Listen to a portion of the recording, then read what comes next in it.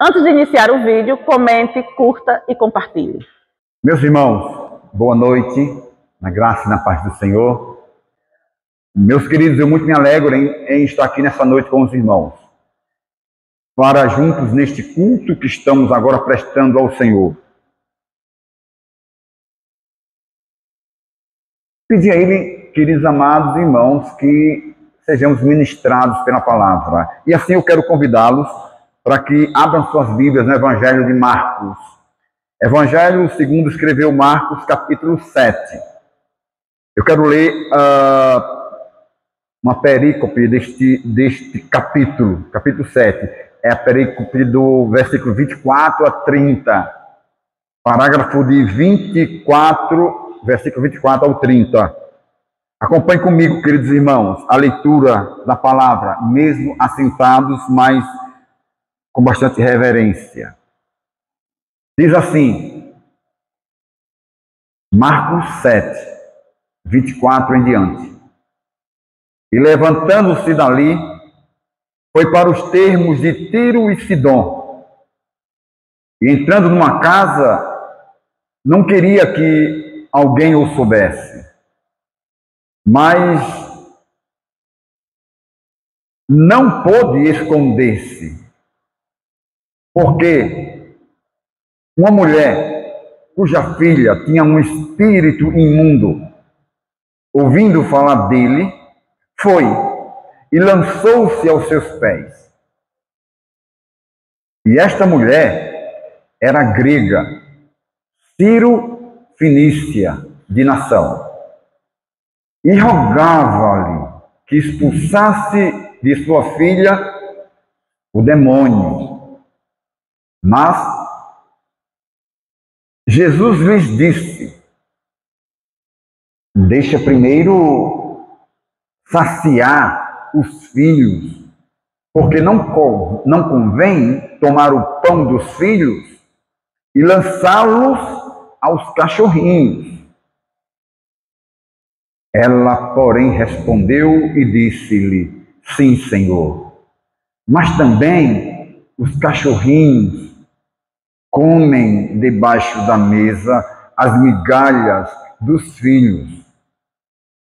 Então disse-lhe: por esta palavra, vai, o demônio já saiu de sua filha. E indo ela para sua casa, achou a filha deitada sobre a cama, e que o demônio já tinha saído. Meus queridos e amados irmãos, que o Senhor aplique a sua palavra aos nossos corações. Vamos ter uma palavra ainda de oração. Vamos orar. Senhor, ó Deus, muito obrigado, porque por tua graça infinita, a tua multiforme graça, nós chegamos aqui, nós estamos aqui nesta noite reunidos. E estamos adorando o teu nome, já invocamos o teu nome, já confessamos nossos pecados ao Senhor. Agora nós pedimos o teu auxílio para que o Senhor dilate a nossa mente. Ó Deus, abre o nosso entendimento. Cada um de nós estamos aqui, nós somos seres pensantes. Nós podemos pensar, nós podemos tomar decisões, nós podemos aprender do Senhor nesta noite. Mas nós queremos, ó Deus, pedir encarecidamente e afirmar: nós precisamos do Senhor. Nós precisamos da tua ajuda, do teu auxílio, para não só entender, não só para ler a tua palavra, não só entender a tua palavra, mas para discerni-la, e em discernindo-a, colocarmos em prática tudo aquilo que nessa noite o Senhor aqui nos ensinar. Deus, fazes isso com cada um de nós, porque nós assim pedimos, assim esperamos e assim oramos em nome do teu Filho Jesus. Nós oramos em nome dele. Amém. Queridos amados irmãos,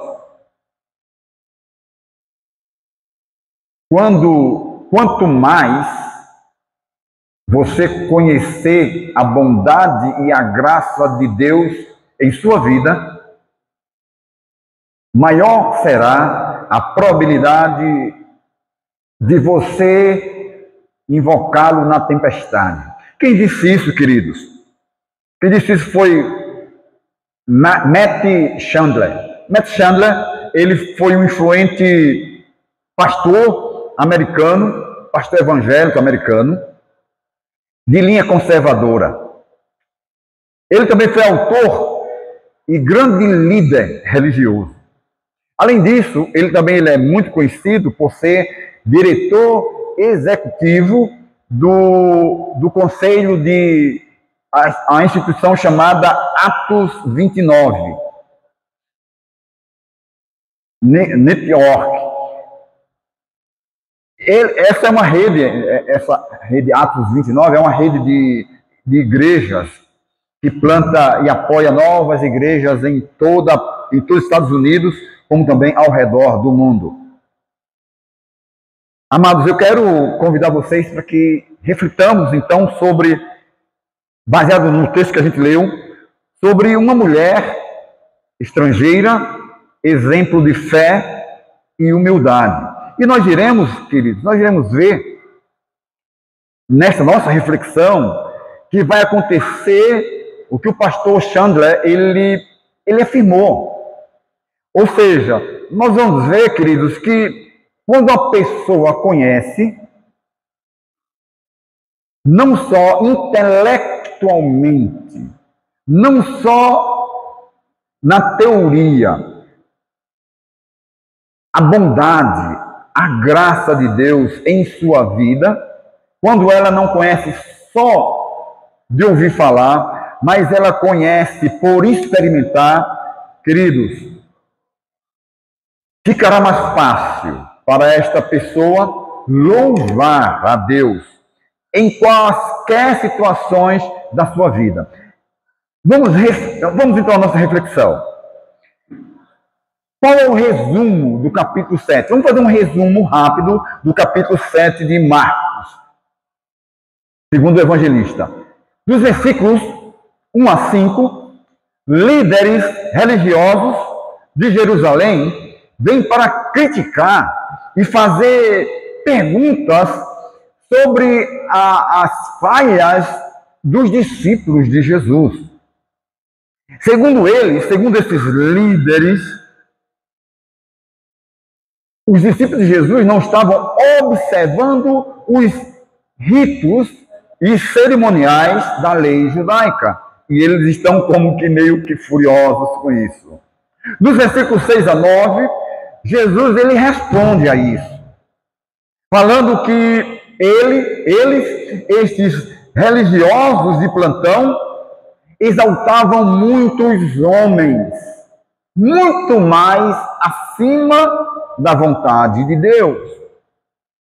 Os versículos 10 a 13, Jesus dá um exemplo, apenas um exemplo, de muitos que ele deu durante todo o seu ministério, seu ensinamento.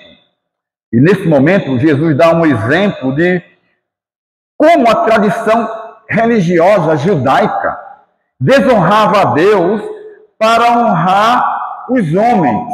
Eles deixavam de observar o quinto mandamento, o oitavo mandamento, aliás, que é honrar pai e mãe, e eles desonravam a seus pais com a desculpa de que aquilo que era para ajudar os pais, eles estavam consagrando a Deus. Nos versos 14 e 16, ato contínuo, Jesus ele adverte agora do perigo, do grande perigo da mera imagem exterior da religião. Jesus vai adverti-los de que, como é perigoso ser religioso só de fora, só do exterior, só de capa. Jesus vai falar isso. Ora, nos versículos 17 a 23, por fim, Jesus ele vai falar, queridos, especificamente do grande perigo da religiosidade, puramente de aparência. E aí é que a partir daqui, queridos, o evangelista Marcos, ele vai nos dar 2 exemplos do poder de cura de Jesus. Quais são esses exemplos? Está aí, a partir dos versículos 24 a 30. O primeiro exemplo que Marcos vai dar é da cura. A cura da possessão demoníaca da filha dessa mulher estrangeira, Ciro-Fenícia, que também pode ser chamada de mulher cananeia, porque ela morava ali naquelas regiões de Canaã. E qual é o segundo exemplo que Marcos vai dar? Marcos mostra desse poder de cura de Jesus. É a cura de um homem que era surdo e mudo. E percebam, esse homem era surdo e mudo, ele é curado. E note, ele também é estrangeiro. Assim sendo, amados, nós queremos explorar então esse primeiro exemplo de cura, tá certo? Que é a possessão demoníaca da filha dessa mulher estrangeira, que não tem nome, tem só um local de onde ela era estrangeira, porque ela era gentia, ela não era judia, entenda isso, e ela é daquela região ali da Cananeia. E prestemos atenção, queridos, porque a cura da possessão da filha dessa mulher estrangeira vai nos servir de modelo. De modelo de quê? De fé e humildade. É isso que, ao final da nossa reflexão, eu quero que saiamos daqui nesta noite entendidos. Vejamos, irmãos, então, a narrativa. A narrativa nos leva a pensar, então, em 2 momentos distintos de fé e humildade dessa mulher estrangeira. Quais são esses momentos? É claro, olha o texto. O texto diz claramente, o primeiro momento é o seu pedido a Jesus. Nós lemos versículos 24 a 26. Quando ela chega até Jesus. Primeiro a gente percebe que Marcos diz que Jesus ele deixa Jerusalém e ele vai lá para as regiões chamada Tiro e Sidom, e ali Jesus tem um encontro com essa mulher. Presta atenção, queridos. Alguns detalhes importantes. Qual é o primeiro detalhe que nós somos chamados a atenção na narrativa? Jesus, ele viaja cerca de 80 quilômetros. É exatamente essa distância, queridos, que ele percorre. Quanto é que tem daqui para Natal? Quantos quilômetros? Pedro, daqui para Natal? 100? Daqui para Natal, menos 20 quilômetros, foi o tanto que Jesus andou, para vocês terem uma ideia. Muito boa essa ilustração para a gente saber. Estão percebendo, queridos? O tanto que Jesus andou? E dependendo do local de Natal, eu creio que dá 100, né? Porque dependendo se for lá para a tua casa, dá mais, não dá? Daqui, dá mais. Então Jesus andou exatamente daqui para Natal para encontrar-se com aquela mulher ao norte de Jerusalém, provavelmente, queridos. Os comentaristas, eles falam que essa tenha sido a maior viagem que Jesus fez no seu ministério. Preste atenção, o que Jesus fez para encontrar-se com aquela mulher. Para visitar essas cidades gentias, que Marcos chama de Tiro e Sidom. É algo incomum, queridos, no ministério de Jesus. É algo incomum. Qual é um outro detalhe? Um outro detalhe, queridos amados, é que Jesus quebra a tradição judaica, indo a uma região de moradores não judeus. E pior, ele entra em uma casa deles. Jesus vai para uma região que não é judeu. Querido, um rabino, jamais ele iria. Um escriba, um fariseu, ir na casa do gentil. Vocês sabem a história, querido? Quando eles iam com uma feira, eles iam uma feira forçada, porque eles não iam passar fome, e na feira tinha os vendedores que não eram judeus. Quando eles chegavam em casa, sabe o que eles faziam? Eles colocavam a roupa, lavavam, tomavam um banho, tiravam aquela roupa, porque para eles havia como que uma indícia, uma contaminação. Eles foram ali e só em estarem perto de um gentil, não judeu, eles se contaminavam. Para vocês terem uma ideia, o que Jesus está fazendo, o que Jesus fez. Outro detalhe, Jesus ele não queria ser identificado. Interessante. Conquanto nós percebemos na narrativa, mesmo assim, a mulher ouve a seu respeito e vai ao seu encontro. Guarde isso na sua mente, porque isso é muito importante para no final a gente entender os profundos ensinos que esta mulher ela traz para nós de fé e de humildade. Quando a mulher encontra Jesus, o que acontece? Acontece uma coisa maravilhosa. O texto nos diz que ela cai aos seus pés. Isso mostrando claramente, queridos e amados irmãos, que aquela mulher, ela reconhece quem é Jesus.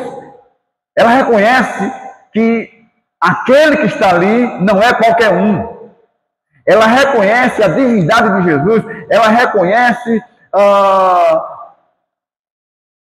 Jesus vindo como Filho de Deus. Ela reconhece que Jesus, ele cumpre a profecia, porque certamente ela já tinha ouvido falar da história de Jesus, e agora ela se encontra com o Senhor da própria história. Isso é muito importante, queridos. Ela se curva, porque ela sabe que não é qualquer um que está ali.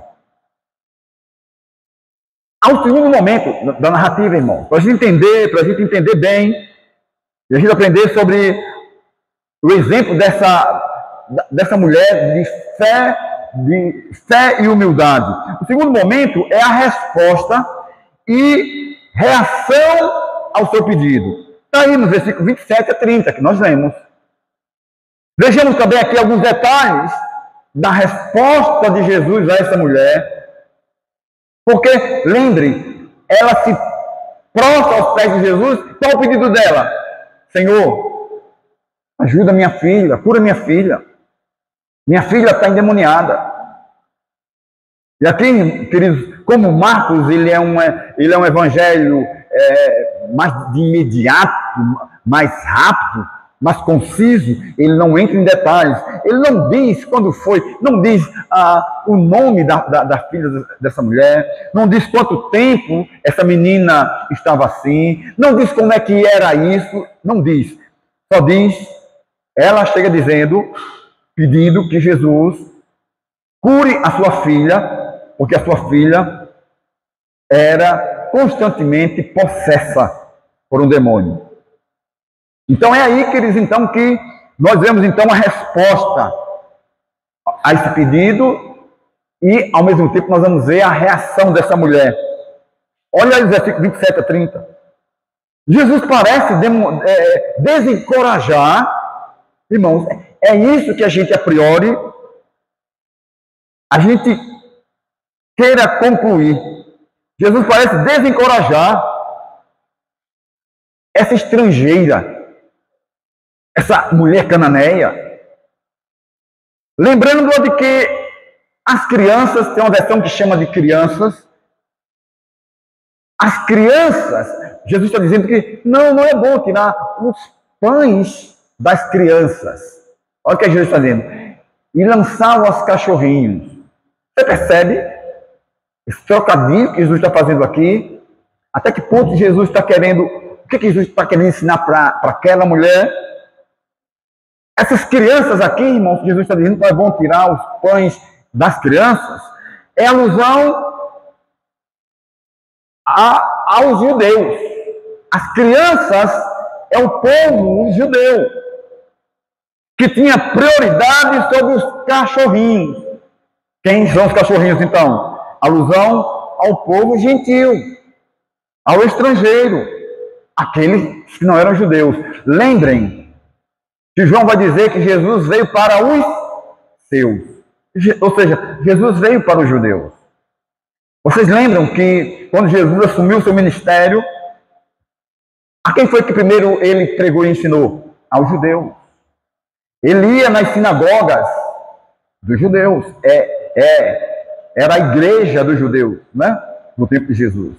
Ele ia à sinagoga para ensinar os judeus. Quando ele chama os seus discípulos, qual é a ordem que Jesus dá a eles? Vão primeiro às ovelhas perdidas da casa de Israel.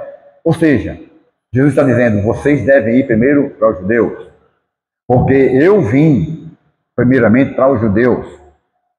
E João vai dizer lá no seu capítulo 1, versículo 11 e 12, veio para o que era seu, e os seus não o receberam, mas a todos quantos o receberam, deu-lhes o poder de serem feitos filhos de Deus, a saber, os que creem no seu nome. Então, queridos, dá para vocês entenderem isso, quando Jesus aqui parece que está querendo desencorajar essa mulher. Segundo o comentarista Barclay, ele disse que naquela época os judeus frequentemente chamavam os gentios de cachorro, mas de forma depreciativa mesmo, de forma para humilhar, de forma para pisar, porque os judeus se sentiam os donos, né, de toda a salvação e como que querendo abraçar a salvação só para si. Já os gregos, queridos, quando a gente olha os gregos, a palavra cadela, por exemplo, significava uma mulher desenvergonhada. Quando os gregos chamavam, né, uma mulher de cachorra, era uma mulher desenvergonhada, audaciosa. Nos nossos dias, uma mulher da vida, uma mulher fácil, uma mulher que vendia o seu corpo. Era usado exatamente, irmãos, com essa mesma conotação que hoje, né, nós podemos ver que a palavra toma o seu conceito de cadela. Quando alguém é chamado de cadela, tem essa conotação. Então, para os judeus era igualmente esse termo de desprezo. Conquanto, queridos, quando a gente olha os comentaristas, eles vão dizer que Jesus, no entanto, ele não usa essa palavra normais, essa palavra normais que é usada para cães, que tanto gregos como judeus usavam. Em vez disso, Jesus ele suaviza essa palavra e ele chama no diminutivo. O termo é no diminutivo. Ele chama de os cachorrinhos. Não é bom tomar os pães das crianças e dar aos cachorrinhos. Nisso, queridos, a gente vê que esse diminutivo, ele afasta completamente esse sentido de humilhar, de pisar, de querer desdenhar. Totalmente, Jesus tira. Não é esse sentido. Jesus, ele tira esse agrião, esse peso de humilhação da palavra. E aquela mulher, agora ela tem uma reação.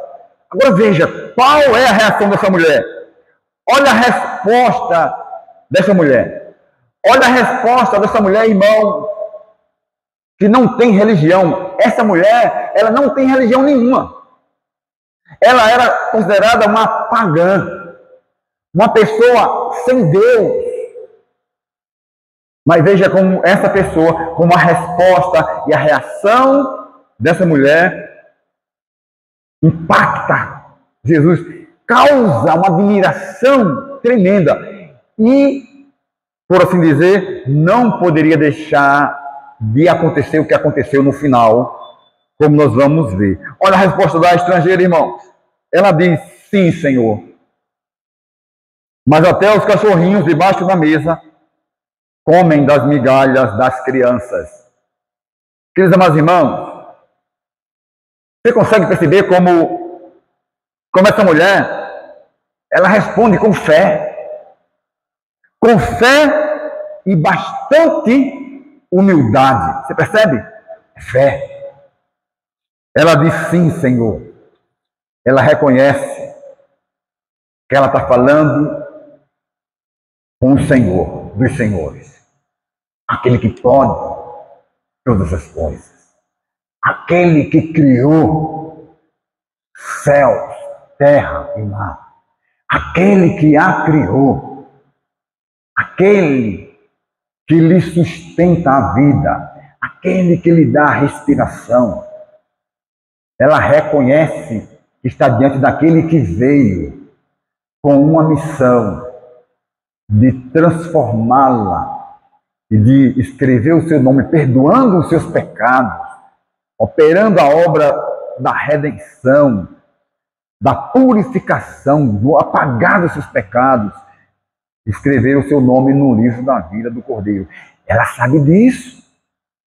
É por isso, queridos, que ela expressa essa fé e pratica essa humildade que chama a atenção de Jesus. Como não podia deixar de ser?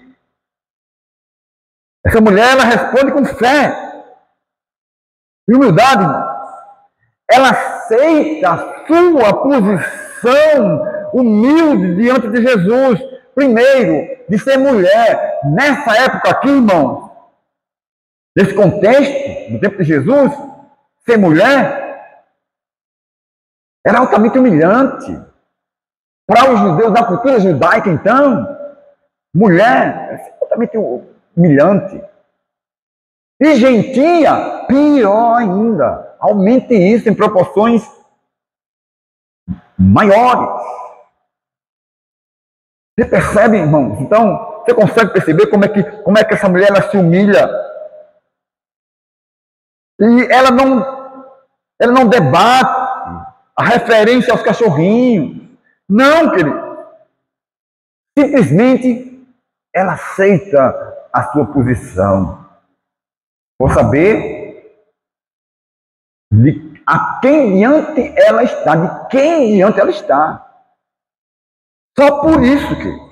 Mas em segundo, percebam, amados, que agora ela pede a Jesus, essa posição dela é como ela pedindo a Jesus que lidasse com ela em seu próprio nível humilde, ao dizer a Jesus que lidasse com ela, ela diz, até os cachorrinhos, percebe?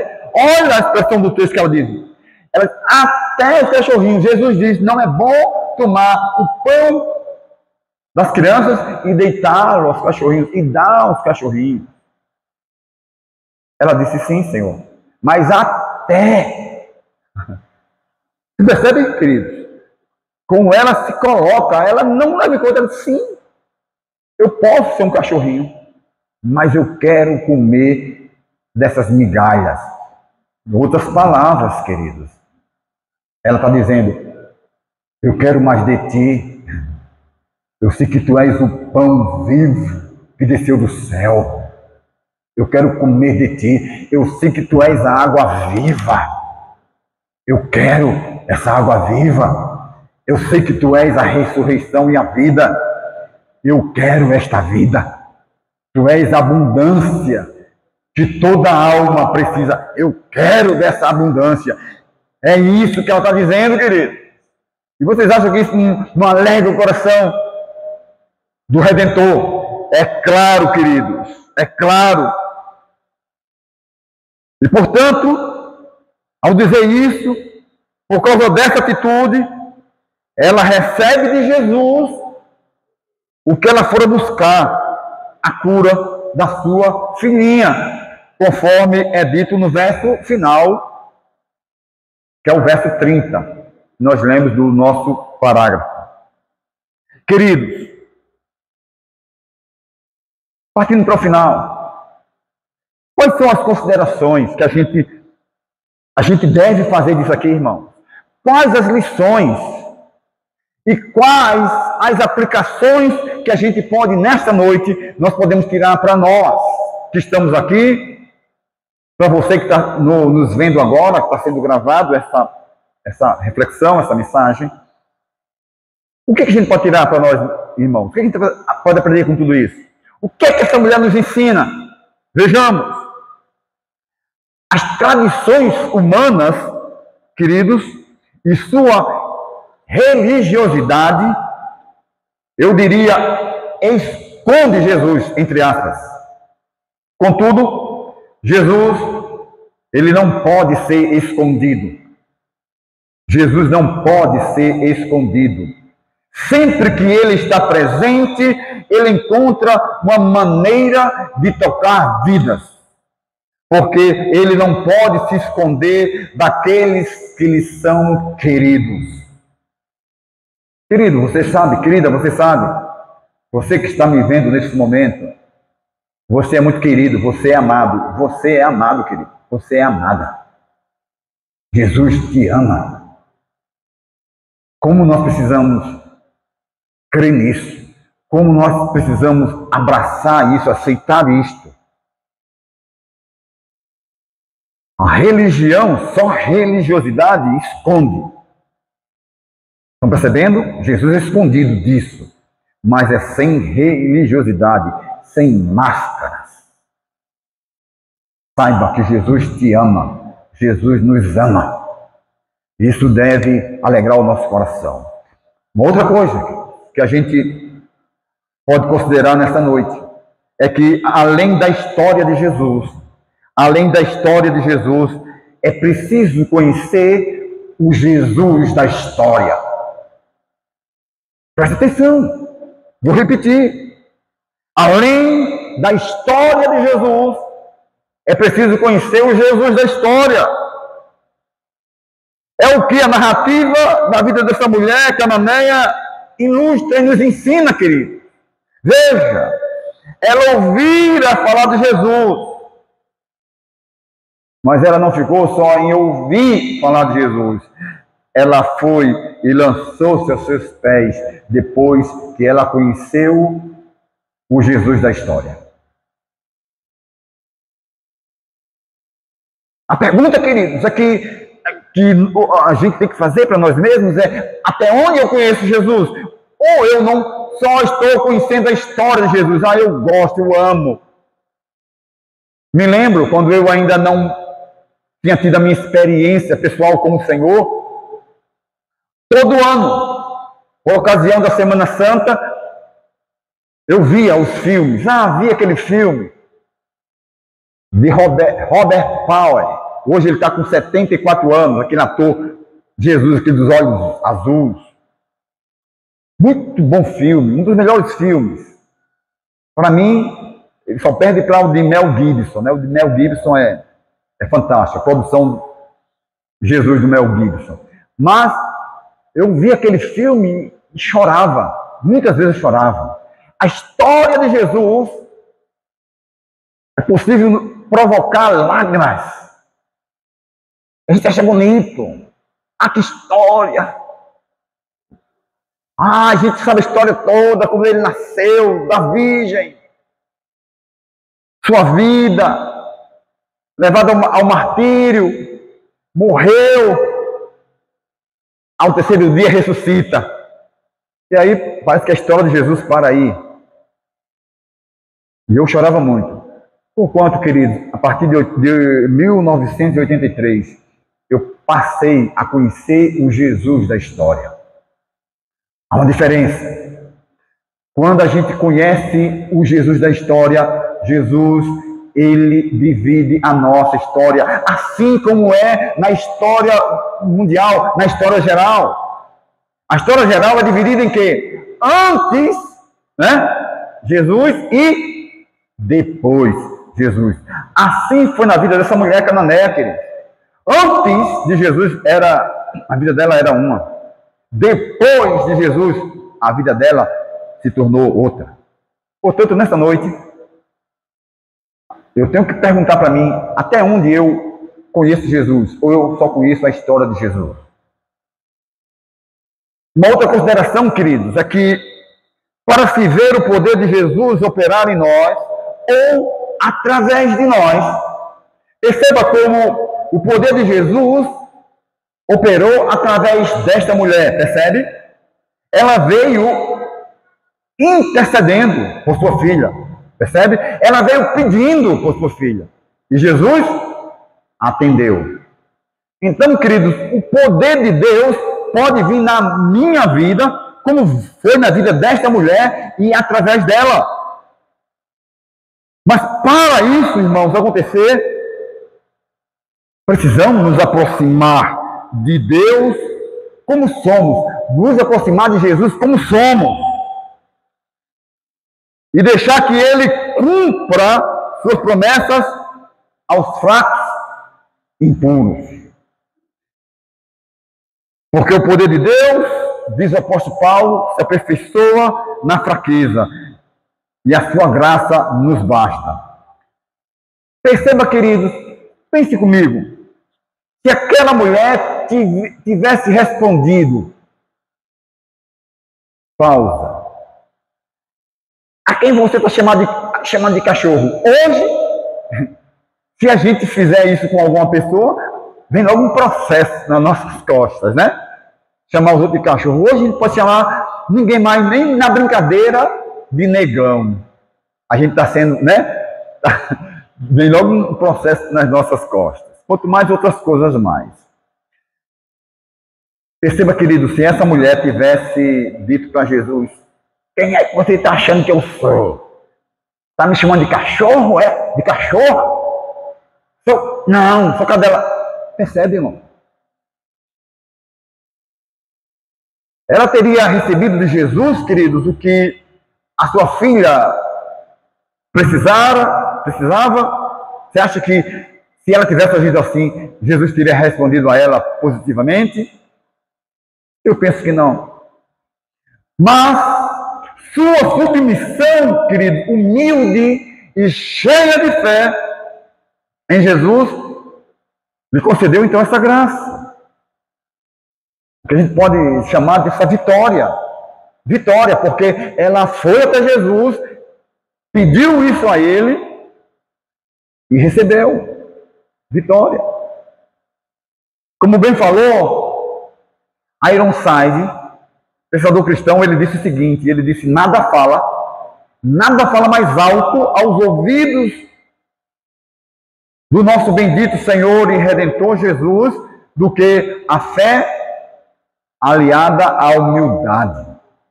Fé aliada à humildade. As Escrituras dizem, queridos, que o coração contrito e quebrantado, Deus não despreza jamais. Presta atenção, coração contrito, quebrantado. É a mesma coisa, em outras palavras. Uma posição de humilhação diante do Todo-Poderoso. Fé. Esperando o tempo dele. Esperando a hora dele. Certamente Deus se agrada. E certamente algo acontece. De novo. Jesus viaja, queridos, presta atenção, já indo para o final. Jesus, ele viaja o tempo que for para encontrar suas ovelhas amadas, escolhidas e necessitadas. Para receber sua devoção e responder suas necessidades. No caso daquela mulher, ele andou daqui a Natal. Certo? Vamos ter como base. Ela viajou daqui para Natal, cerca de 80 quilômetros. No meu caso e no seu caso, ele deixou o seu trono. Ele deixou a eternidade de glória para se entregar morrar numa cruz maldita por mim e por você. Você acha isso pouco? E assim nos livrar de todas as amarras do diabo, desfazendo todas as suas obras, e agora nos colocando livres diante do Pai, para vivermos uma vida que, de fato, glorifique e honre o seu nome.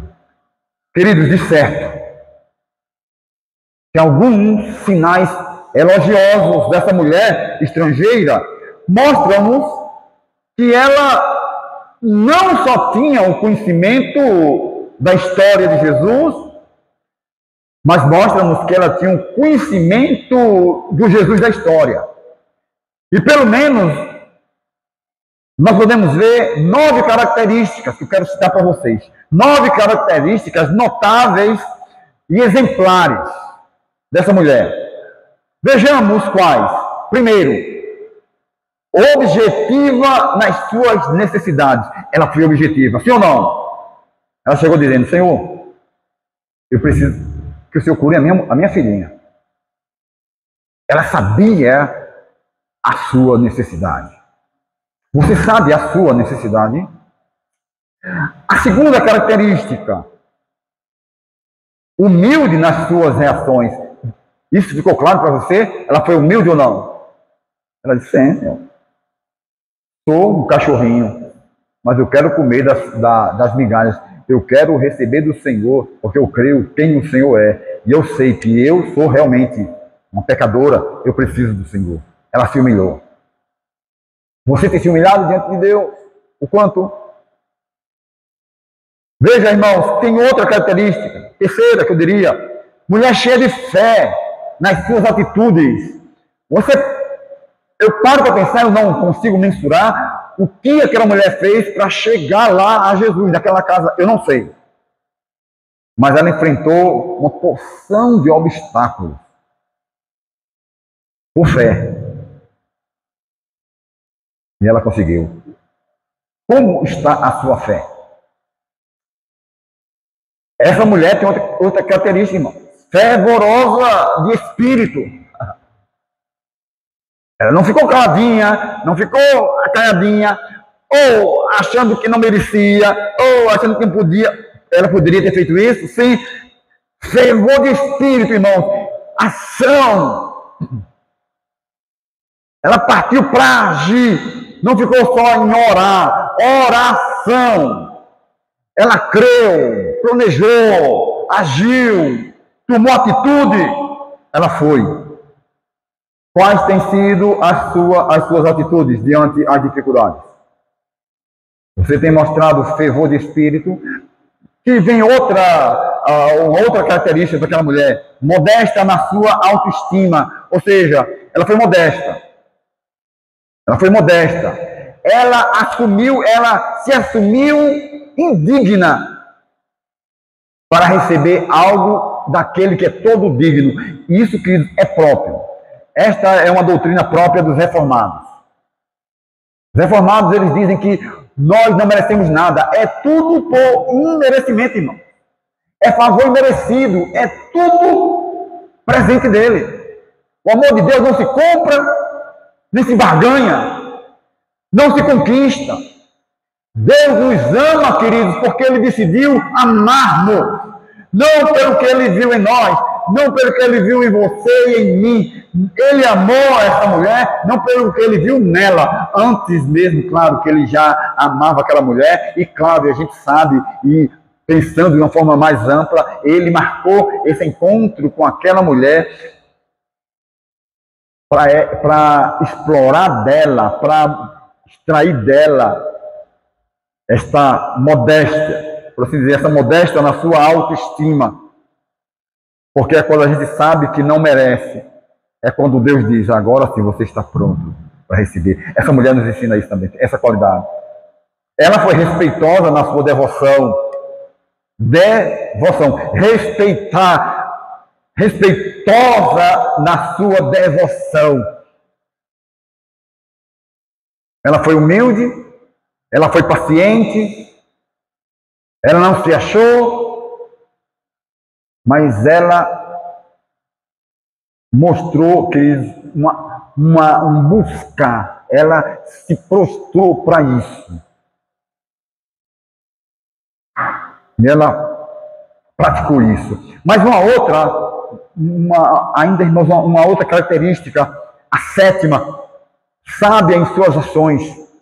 Perceba o que ela deve ter feito para ter chegado ali. Quais as dificuldades? O que ela teve que ouvir? Sábia em suas ações. Como têm sido as suas ações? Como têm sido as minhas ações diante aquelas pessoas que estão perto de mim? Onde eu esteja, no seu lar, no seu trabalho, onde você esteja. Aquela mulher também, uma oitava qualidade dela, irmãos, é que ela foi confiante somente na misericórdia de Deus. Somente misericórdia de Deus. Só lhe deu glória. Somente. Só a graça de Deus, só a misericórdia de Deus. Ela não pensou em outra coisa, ela não esperava outra coisa, ela esperou na misericórdia de Deus, por isso que ela foi ali e ela esperou só na misericórdia de Deus. E por fim, irmãos, o último, e como não poderia deixar de ser, ela foi perseverante nas promessas do Senhor. Perseverança. Não esqueça. O importante não é como se começa a vida cristã, mas é como se termina. E aqui nós queremos, irmãos, então terminar, dizendo que essas qualidades são necessárias no começo ao fim da jornada da vida daqueles que já chegaram a Jesus. E aí o que a gente pergunta, irmãos, no final, é quais dessas qualidades estão faltando na sua vida hoje? Ou estão faltando na minha vida hoje? Que precisam ser ganhas ou aprimoradas. Se elas já estão, louvado seja o nome do Senhor. Mas quais precisam ser aprimoradas? Quais as rotas? Talvez uma rota precisa ser refeita. Pergunte nessa noite. Creio que o Espírito Santo está perguntando para cada um de nós, porque talvez, queridos, hoje seja o dia. Hoje seja o dia de você e eu começarmos ou renovarmos esse propósito, irmãos, de conhecer muito mais do que já saber da história de Jesus, mas conhecer o Jesus da história. Fazê-lo conhecido e ajudar outros a fazer o mesmo. Enquanto eu estava refletindo nisso aqui, irmãos, eu perguntei, sabe, uma boa estratégia para você conversar com seu amigo, uma pessoa que você queira, você começar uma conversa com ela, você pergunta para ela, você conhece a história de Jesus? E deixa ela falar da história de Jesus, que muitos, nós vivemos num país católico, né, por tradição, e nós conhecemos, por geral, como eu já falei, nós conhecemos a história de Jesus. Mas pergunte para ela no final, pergunte se ela conhece o Jesus da história. Deixa ela falar, deixa ela falar. Talvez essa seja a maneira, irmãos, de você passar para outros aquilo que você já aprendeu. Não precisa muita coisa, não. É só você falar, pergunte para ela, mas certifique-se de que você conhece o Jesus da história. Tenha a experiência com ele. Tenha passado pelo novo nascimento. E aí você vai falar com essa pessoa. Você vai dizer, você conhece a história de Jesus? E aí? Mas você conhece o Jesus da história? Pensa como é diferente. Irmãos, que ele nos abençoe. Vamos então nos preparar nesse momento para a ceia do Senhor.